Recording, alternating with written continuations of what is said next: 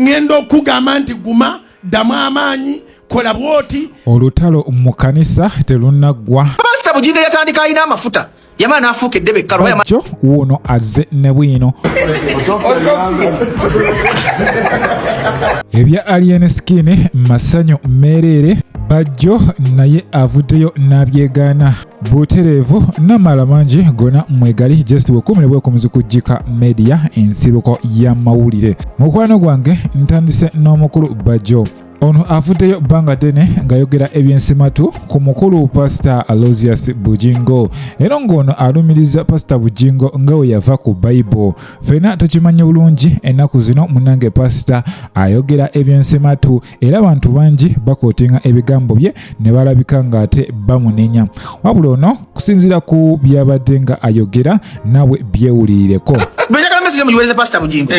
Pastor Bujingo owedda nga tasobola kufulumya kigambo kibi ku muntu.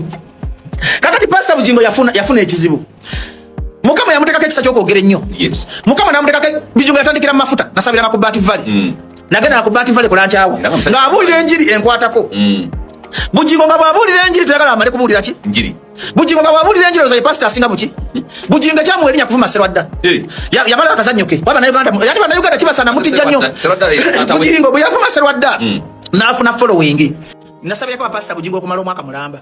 Ikirize musumba wo waddala. Bino byenjogera siyogera bya kabampane. Nengende wa Bujingo nensaba. Mu Katonda mu ggulu. Bujingo kasaya yingiramu omuzimu gw'okwagala ssente n'ava ku mulamwa. Kyogamba ati naye ayagala mu. Yasonda house of prayer takali makerere. Nage kenyi nasonda ssente. Nenga atuwa fake accountability bulajja mu kyakyawo. Yasoka n'atega Bannayuganda akabadi ntiye wa mazima. Yaseka n'atega Bannayuganda akabadi ntiye pastor omutuufu azze okutununula. Omanyi Bannayuganda tukyamuka. Twagala nnyo ebintu ebipya. Ate Bannayuganda tebamanyi bantu Bannayuganda bantu balina mikwano. Bakuwaana oliko bw'ogwa nga baseka. Kituufu. Yajja n'alaga nti bw'osonda ennyumba, bw'osonda ssente, tulaga accountability. Tetuguma. Bujingo n'alaba abakazi abangi. Kubanga nali njagala ku Bujingo ekintu kimu. Abulira enjiri, tasosola mu jjiini, ate alina amazima. Kubanga obulokole buno ogenda mu bulokole owuliriza pastor nakwata kuloga kubanga ekitugaano ogenda okusaba kusanda basumba bayayi. Ekitugaano ogenda okusaba kusanda basumba babbi. Ekitugaano ogenda okusaba kusanda basumba bamenye nnyo emitima. Abalokole bano bakoze kyamaanyi nnyo okulemesa abantu ba Katonda ogenda mu ggulu. Ebyo mukwano gwange bye bigambo by'omukulu Bajjo. Wabula ng'ebyo byonna byogerwa Pastor Aloysius Bujingo naye tatudde. Ono agamba tagenda kubanga ate anyigirwa mu ttooke era naye ayanukula bonna abamulumba n'abamuddamu nga owulira mu vidiyo eno. Lwaki nkugamba nti Bujingo Mukama yamuwa? Ngendo okugamba nti guma ddamu amaanyi kola bwoti beera bwoti ne bwoti nga naawe bw'otunulamu bwoti. Ebyo byenkugamba byendi era byempitamu. Singa social media yali esobola okunzita naawe yandikusse. Yensi ekeera n'endaba ebigirimu ne mbasaasira abali emabega waabyo. Naye nze tebina kyebinkola kubanga oyo gw'osiiga gw'okolako obufaananyi gw'oteekako obuyembe oba obuntu si yenze. Nze abamanyi bamanya am very handsome. Kubira Mukama engalo ez'amaanyi oba amagezi gazze. Ngambye eki? Ngambira nemba nti Bujingo abamumanyi tumumanyi. Very handsome guy. Bw'oteemanya tewali agenda kukumanya. Bagenda kugamba olina ennyinda embi. Abaana abali wano mu Uganda ne mawanga g'ebweru bagenda ne beekola sajjale. Butereevu mukwano gwange obwo bubaka bwa Aloysius Bujingo eri abo bonna abamulumba kussa n'endiga ezimugoberera. Jjukira ono alumbiddwa abantu bangi omuno mwe muli Pacho omugatamu Bizonto omukulu Bajjo kussa n'abalala bonna naye byonna agamba tagenda kubanga ate abigumiikiriza. First and foremost tewali asobola kubanga ate amugjawo era ye ebigambo tebimutengula. Mwogere byonna bimwogera omunaakowa munasirika. Mukwano gwange eyo nga tuvuddeyo yo embeera ewa Alien Skin kyenyinza okugamba mukwano gwange buli kimu kitambulira ddala nga bwe yakibala. Eyo yemu ku mbeera munnange gye yabaddemu nga alumba awo nga alinya ennyonyi era ebintu byamutambulidde bulungi nnyo. Wabula ono yaganye munnange okuba ng'ate agenda mu first class. N'agamba yes first class era bw'atyo mbu ono ye yasazeewo okugenderamu economy munnange ye watuula abantu bamufuna mpola. So kakati business class yebeera VIP gwe akozesa ennyonyi mukwano gwange oba ontegeera bulungi nnyo. Wabula eyo nga nkujja mukwano gwange ye omukyala full figure munnange ne Bajjo ebyabwe bikyagendera ddala maaso era nga omukulu Bajjo agenda maaso n'okuba nga yeegana full figure.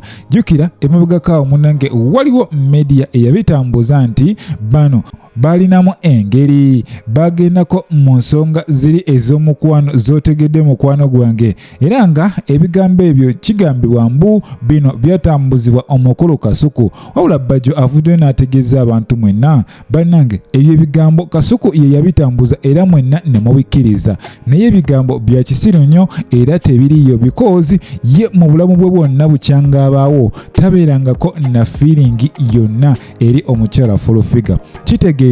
Ne wamusanga ng'akola ky'oba ng'akola ki ono tafunamu ka feeling konna. Tujjukira ebyo ebigambo waliwo omukyala omulala eyabyogerako oluvannyuma lw'ebifaananyi okufuluma ng'anywegera gwe yali naye wabula n'abyegaana n'agamba yadde twenywegera naye nze siina yadde ka feeling ke nnafuna. Era oyo mukwano gwange yali omukyala Spice Diana kw'ossa Gravity omutujju.